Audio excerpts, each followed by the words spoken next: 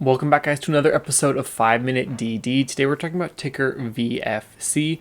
This is VF Corp, a pretty popular dividend stock. It has a very interesting history, and recently some news came out about it that is relatively negative.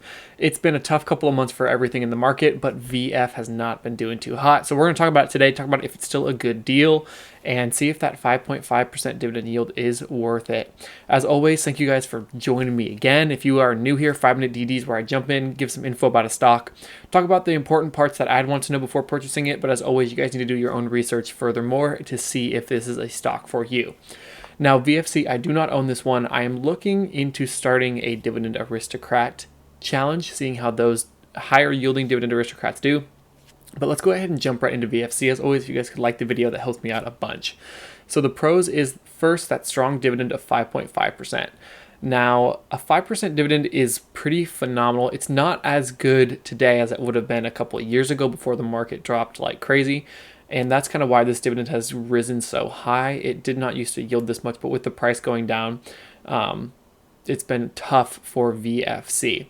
This is a very, very popular dividend stock. Let me talk about that for a little bit if we jump into their PowerPoint presentation. So VFC is a clothing brand.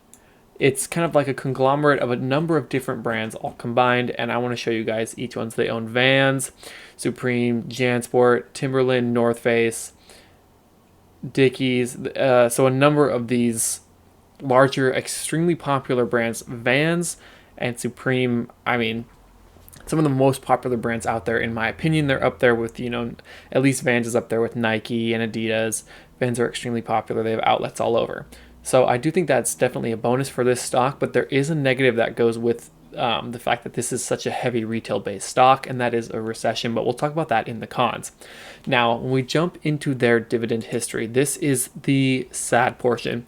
VF was a Dividend Aristocrat, but has since cut their dividend. Now, I'm not positive how this is going to play out, if they're immediately removed from the Dividend Aristocrat category, or if they can make up the loss on the dividend. So they cut their dividend by about 40%, from 51 cents quarterly to 30 cents.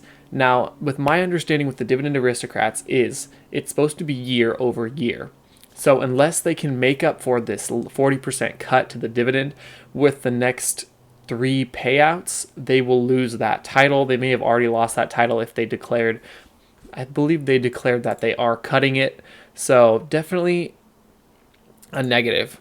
If they lose the Aristocrat title, or if you don't believe that they're going to pay out these high dividends, it's going to be tough for the stock, and their price appreciation has kind of shown that. We can see over the past 6 months down 26.5%, on the 1 year down 52.62%. Now, looking at these kind of stocks, I'm going to do a 5 Minute DD video on WBA, Walgreens Boots Alliance, as well, because it's in a similar boat where it's yielding a high a little bit over 5%, but the price just keeps going down. And so when you see a lot of these price drops, usually dividend cuts follow.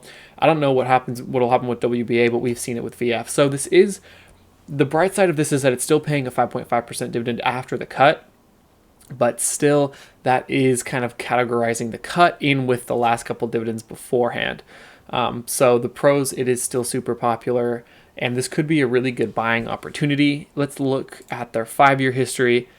Extremely beaten down, 72%, and since May 7, just in the last year exactly, down 75%. So even more so than the 1-year chart. Oh, 2 years, the last 2 years. So definitely rough. If we go to their max chart, also we'll see that this thing spiked like crazy. Of course, everything grew in popularity with Vans and a number of these companies 2011, and just got overpriced, really expensive, $84 a share, and now we're down to 22. So this could be a buying opportunity. You're again taking on a lot of risk, but you're not taking on as much risk as you were when it was $52. So for me, I may do a little starter position with VFC, but I'm not positive yet. I'm still waiting for the market to kind of cool off. Now, we've kind of already talked about a number of the cons, but there's a lot in their PowerPoint presentation. I'll link this down in the video below for you guys. They do a really good job. They give out a ton of information, and we can see with growth and profitability since their acquisition in 2004, they have gone absolutely ballistic. They're up, $4 billion in their profitability since 2004. to the fiscal year of 2022.